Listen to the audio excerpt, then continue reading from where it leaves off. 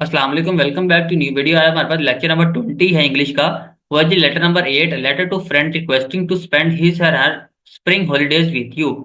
सबसे पहले पैटर्न बात कर लेते हैं। Examination hall comma city A dot B dot C dot, उसके बाद डेट आएगी, डेट के बाद dear friend, I got your letter yesterday and was excited to learn about your approaching spring holidays. Last year, you promised to visit me during these holidays.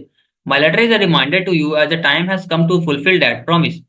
I have planned to utilize this vacation by having a fun blast. First of all, we shall visit all our common friends, do shopping, and visit all the historical places of the city. The most entertaining part is the trip to Gilgit and Skardu by air. I know you are extremely fond of visiting the northern area, so I have reserved two seats in PIA and made reservation in PTDC Motel. I hope we shall have great time together. All you have to do is to intimate me about the exact date of your arrival after getting permission from your parents so that I can finalize the booking.